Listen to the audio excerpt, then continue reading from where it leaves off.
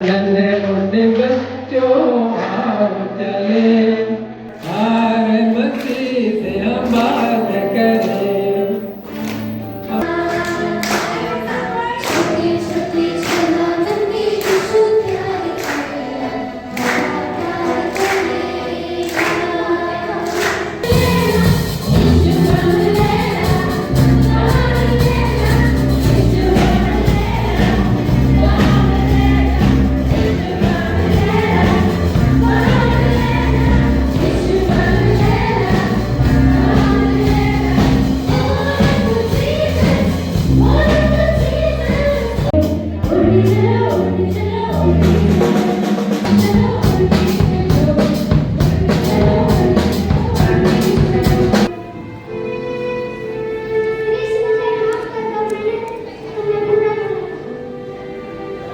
नीति वचन 3 उसका 5 और 6 पद में लिखा है, तू अपनी समझ का सहारा ना लेना, वरन संपूर्ण मन से यहोवा पर भरोसा रखना। लेके चले, लेके चले, हार मस्ती से हम बात करें।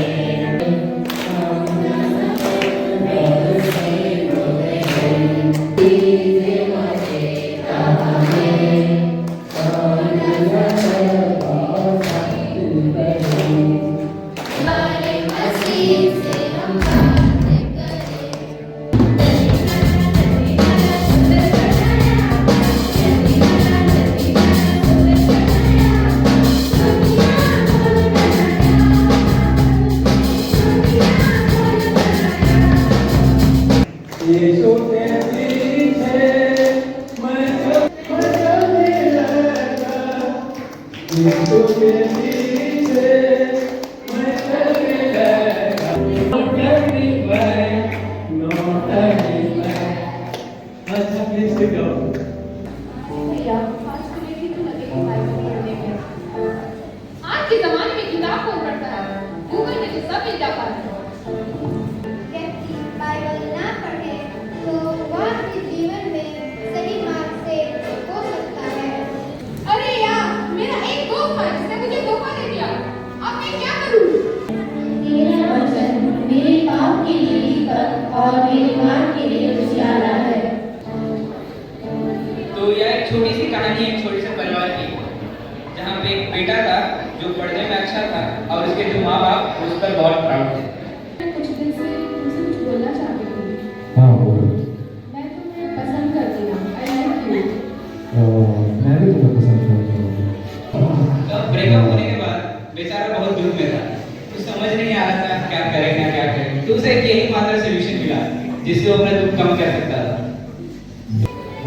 परमेश्वर पिता माफ करने वाला पिता है। अपना गलती को स्वीकार करके तो देखो, वो जरूर माफ करेगा। मम्मी पापा, मैंने बहुत बड़ा गलती कर दिया, हम वही दिखाना चाहते थे कि कैसे इस क्रूशियल एज में जहाँ किसी के भी इन्फ्लुएंस में आ सकते हैं, कैसे जो टीनेज बच्चे हैं वो अपनी जिंदगी को बर्बाद करते हैं और कुछ अपनी गलती से सीखते हैं, सही राह में वापस भी आते हैं। और अगर वह चाहे तो परमेश्वर पिता की मदद से वापस अपनी जिंदगी को बेहतर बना सकते हैं। धन्यवाद।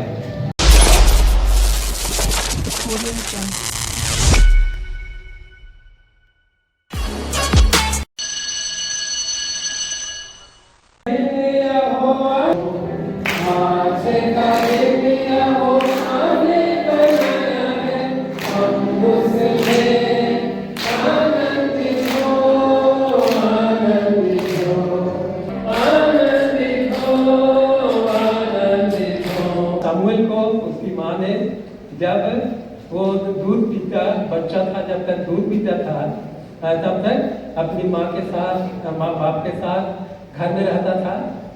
लेकिन जब दूध पीना छोड़ दिया और दाल भात सब, हमारे देश के अनुसार दाल भात सब जब खाने लगा तो उसको शीलो, उस समय तक मंदिर नहीं बना था, तो शीलो एक जगह का नाम था जहाँ पर वाचा का संदूक, जिसको कि सिनाई पहाड़ पर जब मूसा को बुलाया गया तो वहाँ उसने उन आज्ञाओं को लिख दिया और एक बक्सा के अंदर, एक संदूक के अंदर रख दिया और उसको इस्राएली लोग अपनी यात्रा में साथ साथ ले चलते थे।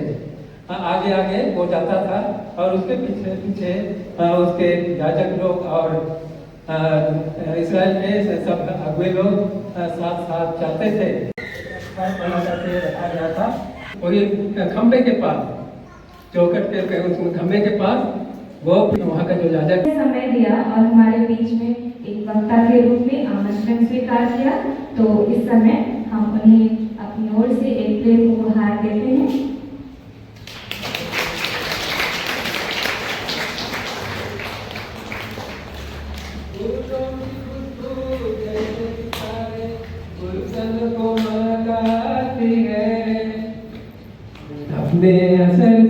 अपने असर से दुनिया के गुलशन को महकाए आसिफ इसी फूल के समान बहुत सुंदर दिख रहे हैं। फूल के समान आप लोग महकते रहिए।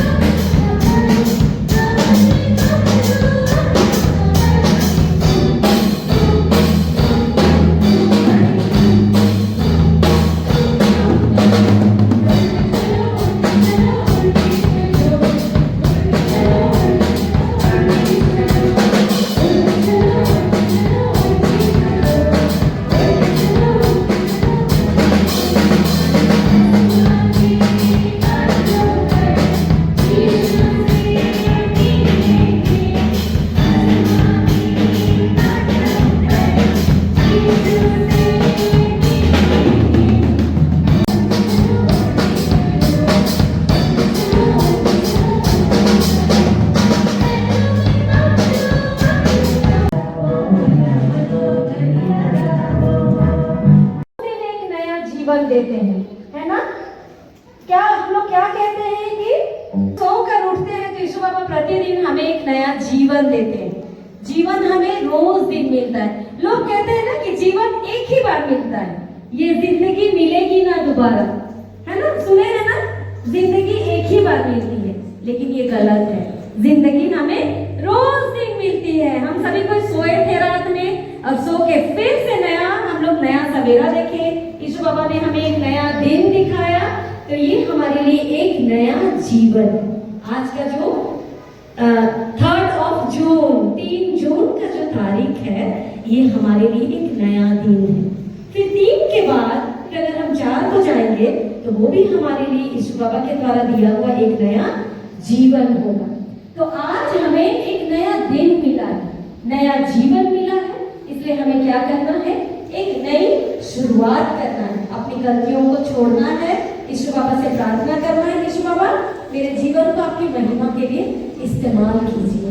और आप जानते फास्ट करेंगे इसके बाद, और हमारे बच्चों ने अभी 2 दिनों में जो कुछ भी सीखा वे आज प्रस्तुत करने जा रहे हैं। और आज हम जानेंगे कि बच्चों को कैसे पता चला कि यीशु बाबा उनसे प्यार करते हैं। बहुत चिंता करते हैं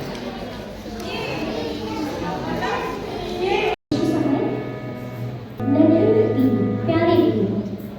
आज हमारे बच्चे जो उन्होंने 2 दिनों में सीखा, आज वे प्रस्तुत करने जा रहे हैं छोटे से नाटक के रूप में। और इस नाटक के माध्यम से हमारे बच्चे जानेंगे कि यीशु बाबा उन्हें प्यार करते हैं। वे इस नाटक के माध्यम से जानेंगे। तो आइए हम तालियों के साथ उनका हौसला अफजाई करते हैं। पहला दृश्य, घर का दृश्य। बच्चों, तुम्हें पता है यीशु बाबा तुमसे बहुत प्यार करते हैं। यीशु बाबा परमेश्वर के बेटे हैं, हमारे उद्धारकर्ता, तुमसे हमेशा रहते हैं। बहुत चिंता करते हैं तुम लोग। यीशु बाबा उनसे बहुत प्यार करते हैं। दूसरे दिन बच्चे संडे स्कूल जाते हैं।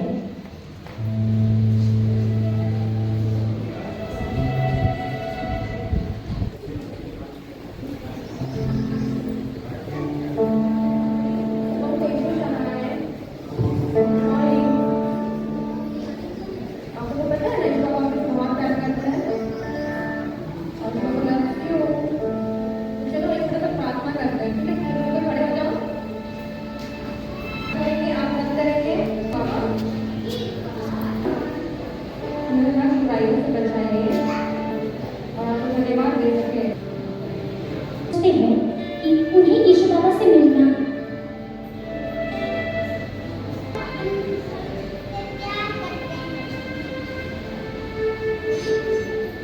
चलो उससे मिलने चलते हैं।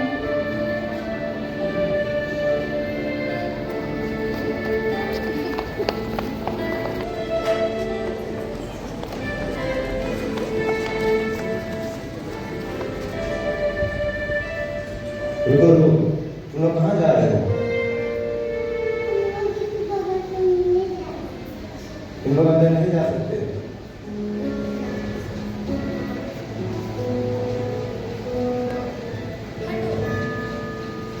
बच्चों को मेरे पास आने दो, उन्हें मना न करो, क्योंकि स्वर्ग का राज्य असो उन्हीं का है।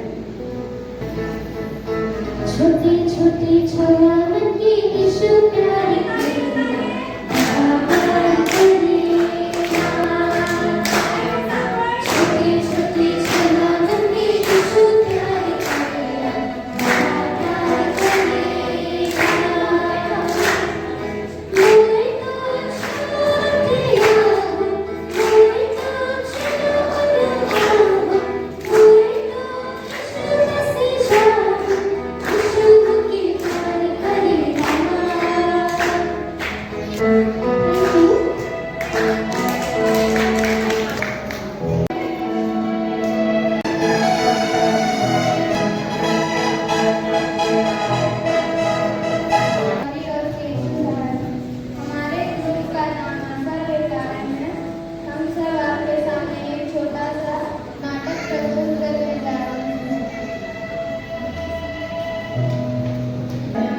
दैनिक जीवन में परमेश्वर का मार्गदर्शन।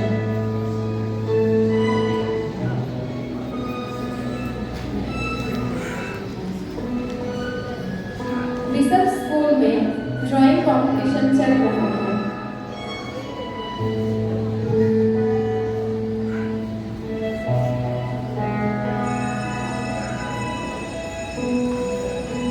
क्लास का दृश्य। क्रिस और निखिल बहुत अच्छे दोस्त हैं।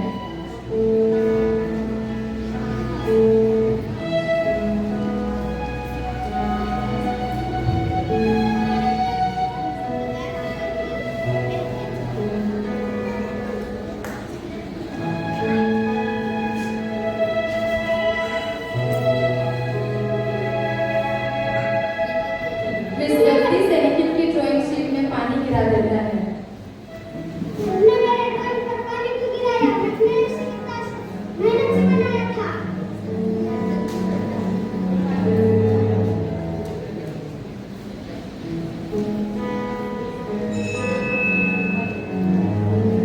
निखिल गुस्से से घर चला जाता है।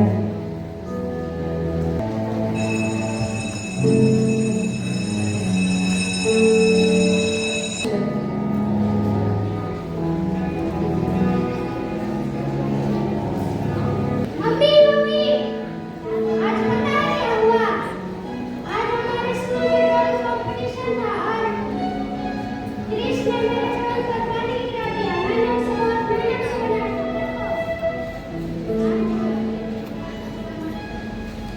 नहीं, मुझे बहुत गुस्सा आ रहा है।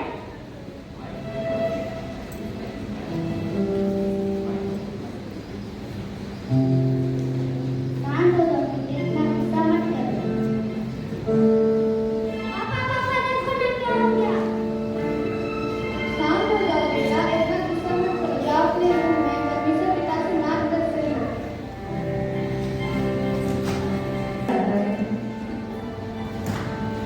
यीशु बाबा, आप मुझे गुस्सा कंट्रोल करने की शक्ति दीजिए। आमीन।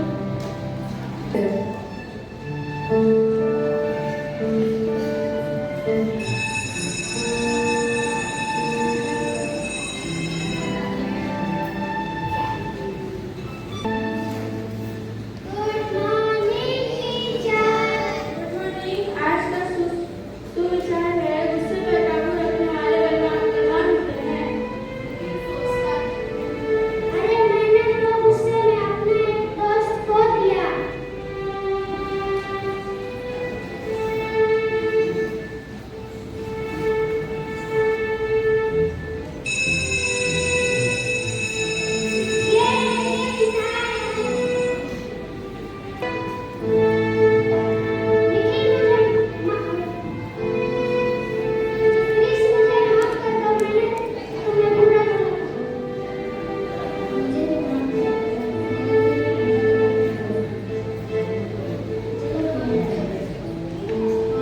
निखिल और क्रिस फिर से एक अच्छे दोस्त बन जाते हैं।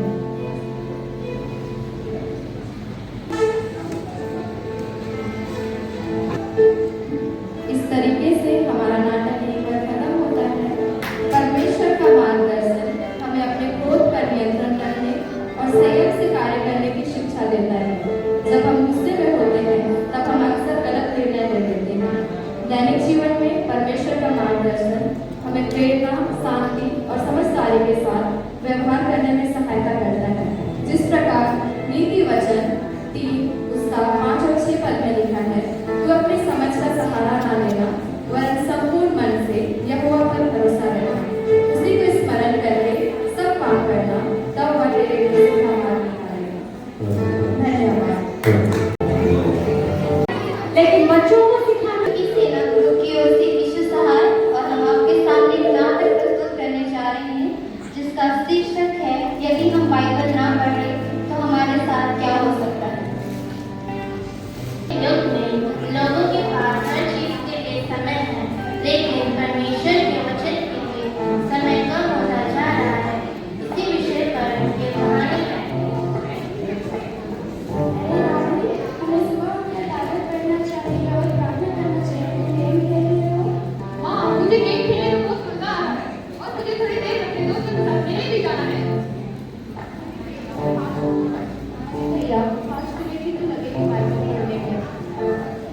आज के जमाने में किताब कौन पढ़ता है? गूगल में तो सब मिल जाता है। राहुल ने बाइबल पढ़ना पूरी तरह छोड़ दिया। अब वो हर बात के लिए इंटरनेट और दोस्तों पर निर्भर रहने लगा।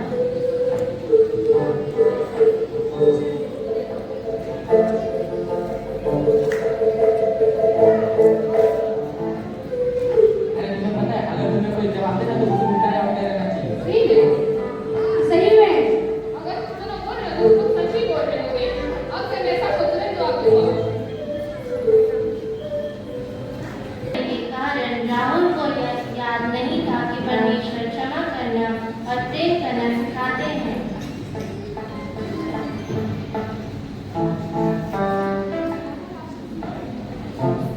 आजकल तुम बहुत गुस्सा करते हो।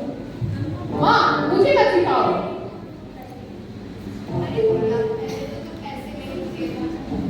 मुझे कुछ नहीं सुनना और मुझे अकेला छोड़ो। जब मनुष्य परमेश्वर के वचन से दूर हो जाता है तो उसका व्यवहार भी बदलने लगता है।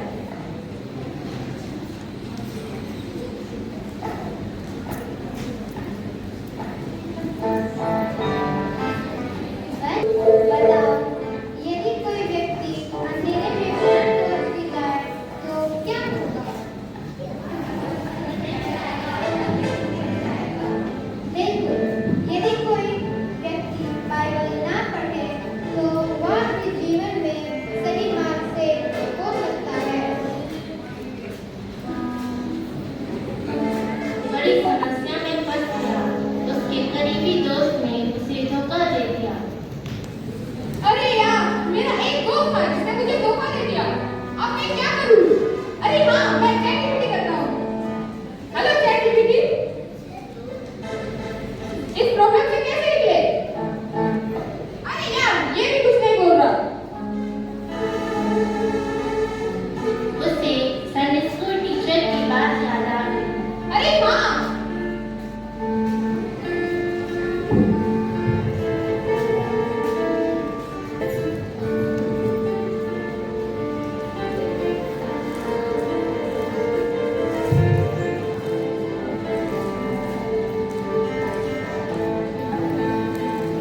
राहुल बाइबल खोलता है और वह पढ़ता है, जिसमें परमेश्वर का वचन कहता है कि अपना सारा बोझ मुझ पर डाल दो क्योंकि मुझे तुम्हारा ध्यान है।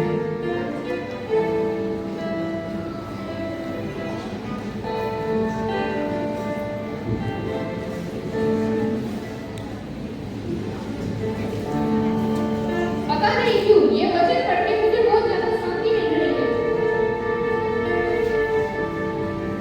मेरे बच्चे, जब तुम मेरे वचन से दूर हो जाते हो तो जीवन का मार्ग धुंधला हो जाता है, लेकिन जब तुम मेरे वचन को पढ़ते हो तो तुम्हें दिशा और शांति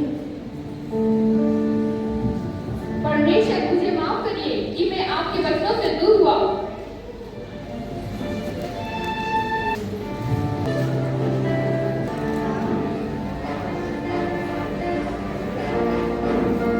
तो बच्चे बताओ, यदि लोग बाइबल ना पढ़े तो क्या हो सकता है? वे सही और गलत का मार्ग भूल सकते हैं।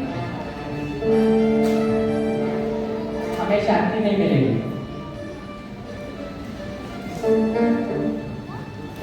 हम परमेश्वर के वचनों से काफी ज्यादा दूर चले जाएंगे।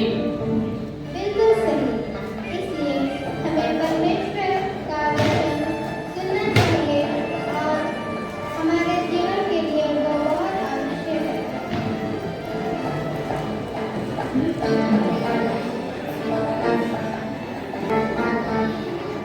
नहीं पढ़ेंगे तो वे जीवन के निर्णयों में भ्रमित हो सकते हैं, गलत प्रभाव में आ सकते हैं और परमेश्वर के मार्गदर्शन से दूर हो सकते हैं। लेकिन जब वे बाइबल पढ़ते हैं तो उन्हें सत्य, शांति, बुद्धि और सही दिशा मिलती है। गीता उसका 119 अध्याय उसका 105 पद में परमेश्वर का वचन हमें कहता है, तेरा वचन मेरे पाप के लिए दीपक और मेरे मार्ग के लिए उजियारा है। समाप्त होता है। आप सभी को धन्यवाद।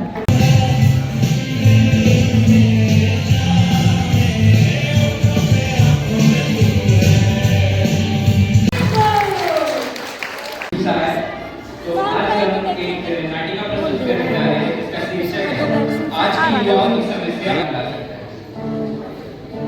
तो यह एक छोटी सी कहानी है, एक छोटे से परिवार की, जहाँ पे एक बेटा था जो पढ़ने में अच्छा था और उसके जो माँ बाप उस पर बहुत प्राउड थे।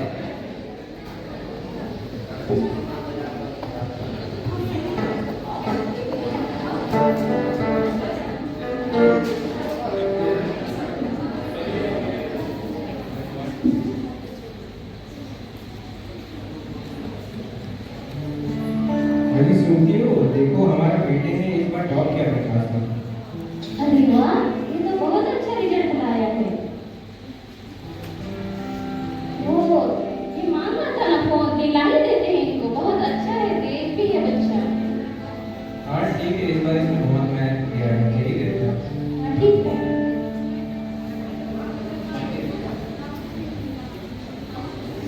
मैं तुम्हारे पास में मिला, अगली बार सवाल करना चाहिए। अरे थैंक यू पापा। बहुत बढ़िया, ऐसे मेहनत करते हो। Thank you. जो हमारा बच्चा था बहुत खुश था, दिन भर फोन में लगे रहना, इंस्टा चलाना, गेम खेलना, दूसरे अनजान लोगों से बात करना, ये उसकी हैबिट बन चुकी थी। अब देखिए ये कैसे उसको आगे प्रभावित कर रहा है। अभी अभी बेटा, अभी सुनते हो? इतना फोन तो पीछे से क्यों? जब से फोन आ गया फोन ही चलाता है। हमको मेरा फोन देखने दीजिए, आप क्यों मुझे परेशान करते जाओ हैं? आटा लेके आओ, नहीं तो फोन छीन लेंगे तुम्हारा। जल्दी जाओ। फिर सुनती हो, जरा खाना बनाना।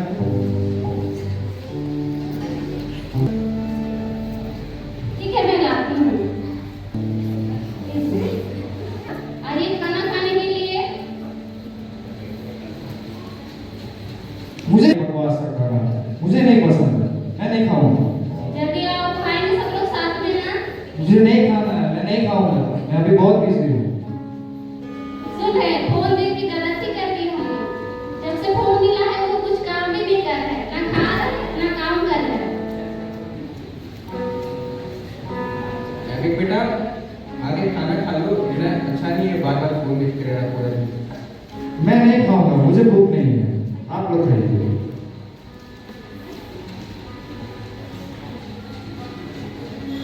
खा लीजिए, जल्दी आओ। नहीं, मैं नहीं खाऊंगा, मुझे नहीं मानना। दिन ब दिन इसी तरह उसका जो बिहेवियर था चेंज होता रहा, अपने माता पिता के प्रति, अपने दोस्तों के प्रति, और धीरे धीरे वो बस अपने फोन के साथ ही रहता था, ना बाहर निकलता था, ना किसी से मिलता था, ना खेलने जाता था, बस फोन फोन और फोन। कुछ ऐसा होता है जो उसकी लाइफ में कुछ ऐसा होता है जो उसके लाइफ में थोड़े पल के लिए खुशी तो लाता है, बस जिंदगी भर का दुख लेके चल जाता है।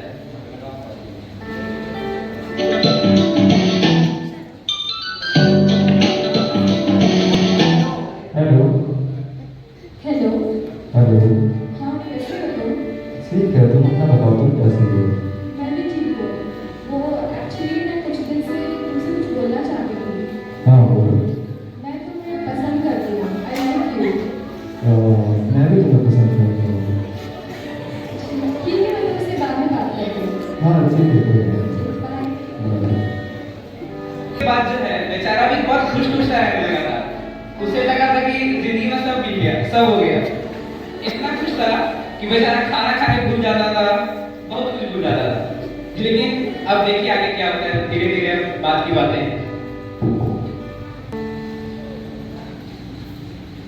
हेलो।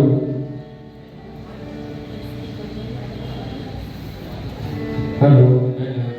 कहाँ पर हो? रास्ता नहा रहे हैं। ओह ठीक है, जल्दी आओ।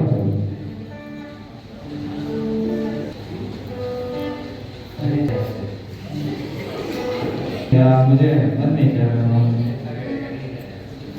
अरे मुझको मन नहीं कर रहा। अरे वो मेरी दोस्त बहुत गई तो मुझे जाना पड़ेगा। नहीं यार, मुझे नहीं जाना है, मैं नहीं जाऊँगा।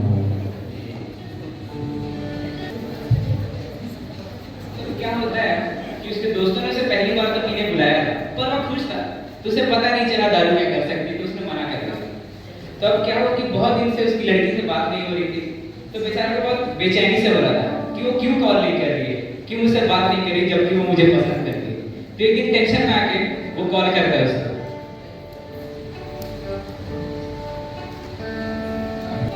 हेलो। हेलो। हाँ, आजकल तुम मुझे कॉल नहीं करती हो, क्या हुआ? एक्चुअली ना अब तो बहुत कंट्रोलिंग हो गए हो। मैं तुम्हारे साथ अभी रिश्ता मेंटेन नहीं कर सकती। I am breaking up with you.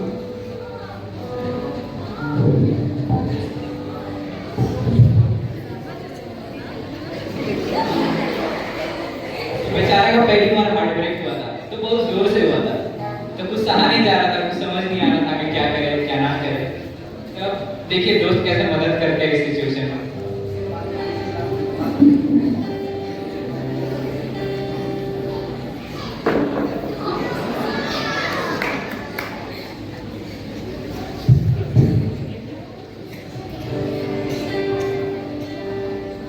क्या हो गया भाई? कुछ नहीं भाई, वो एक लड़की मुझे पसंद करती थी और वो मुझे पसंद नहीं करती है। अरे कोई बात नहीं, चलो मैं तुम्हें एक ऐसी जगह ले जाता हूँ जहाँ तुम सारा दुख भूल जाओगे। चलो यार, चलो।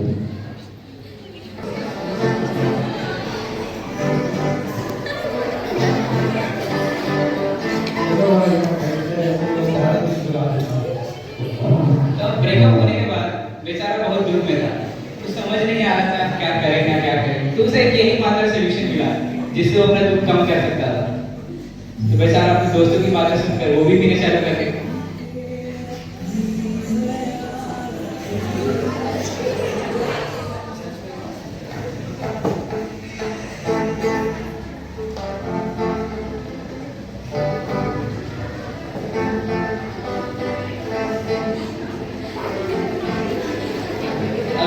वो टेम्परेरी खुशी और दुख से मुक्ति तो दिला देता है, पर जो स्कार आपके लाइफ में छोड़ता है वो बहुत डीप होता है।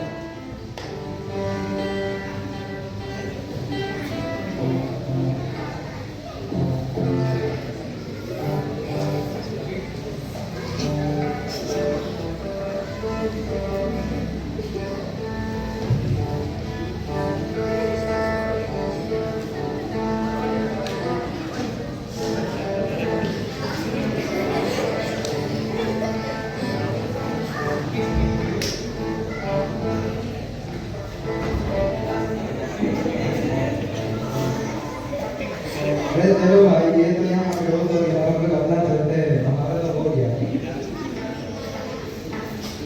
उसका दुख भी कम कर दिया, बट उसे एक ऐसे स्थान पर लाके छोड़ दिया, ना वो ऊपर जा सकता था, ना घर जा सकता था, ना किसी से माफी मांग सकता था।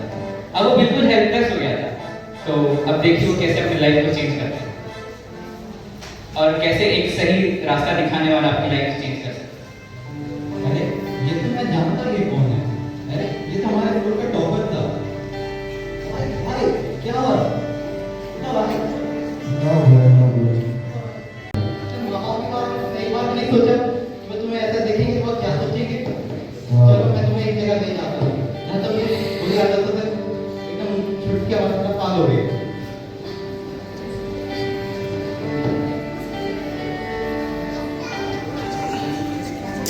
बाइबल वचन सुनोगे, तुम्हारा सारा दुख तकलीफ हो जाओगे।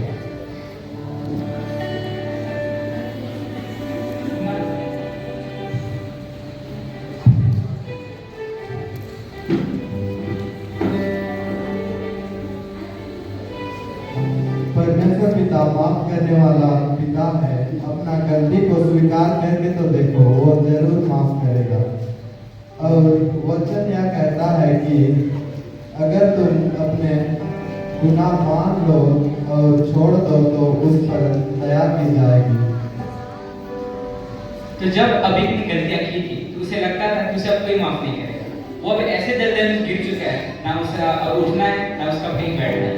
तो जब उसने प्रभु का वचन सुना कि अगर वो अपनी गलतियां मान ले, सब अपना पश्चाताप कर ले, तो वो भी माफ किया जा सकता है, वो भी अपनी लाइफ चेंज कर सकता है। तब जाके उसे कुछ रियलाइज हुआ कि अभी भी उसके पास एक मौका है, एक चांस है कि अगर वो अपने सारे गुनाह कबूल कर ले, उसके पश्चाताप कर ले, तो वो अभी भी वापस अपनी जिंदगी को पहले तरह बना सकता है।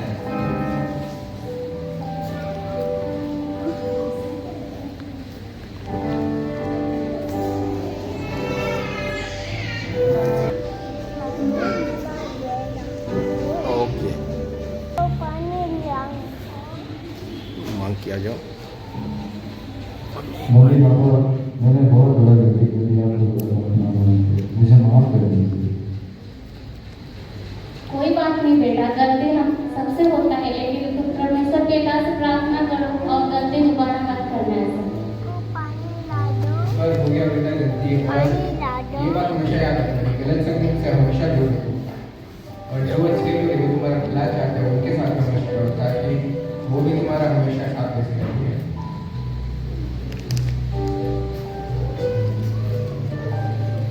तो यही हमारा नाटक था। हम वही दिखाना चाहते थे कि कैसे इस क्रूशियल एज में जहाँ किसी के भी इन्फ्लुएंस में आ सकते हैं, कैसे जो टीनेज बच्चे हैं वो अपनी ज़िंदगी को बर्बाद करते हैं और कुछ अपनी गलती से सीखते हैं, सही राह में वापस भी आते हैं। और अगर वह चाहे तो परमेश्वर पिता की मदद से वापस अपनी ज़िंदगी को बेहतर बना सकते हैं। धन्यवाद।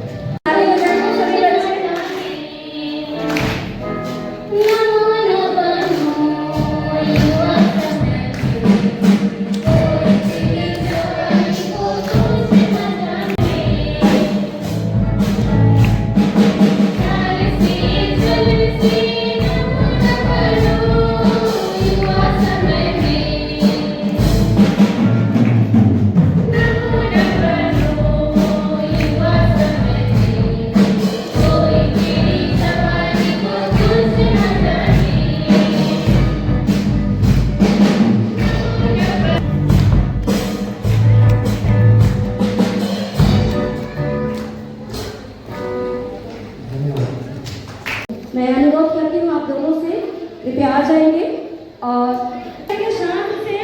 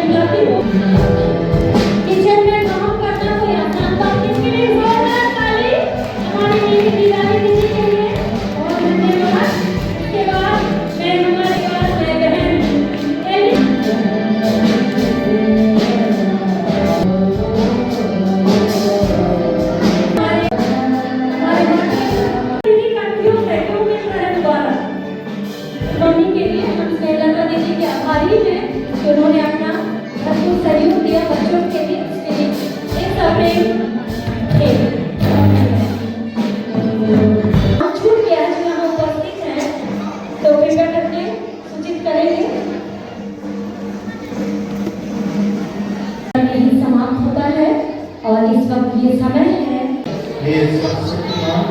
प्रेम पिता परमेश्वर तुझको धन्यवाद देते हैं। तैयार किया है सारे कार्यक्रम को यहाँ आज समाप्त करने को, और हमारे बच्चे शिक्षकों के द्वारा विभिन्न प्रकार की आत्मिक बातों को सीखने को, उन आत्मिक बातों को अपने जीवन में लागू करके निरंतर आगे बढ़े और अपने जीवन में सफलता को प्राप्त करें। बच्चों को हर प्रकार के बुरे आदतों से, बुरे मार्ग, रास्ते प्रकार की जीवन बादल घटना जोखिम से बचा रहे हो।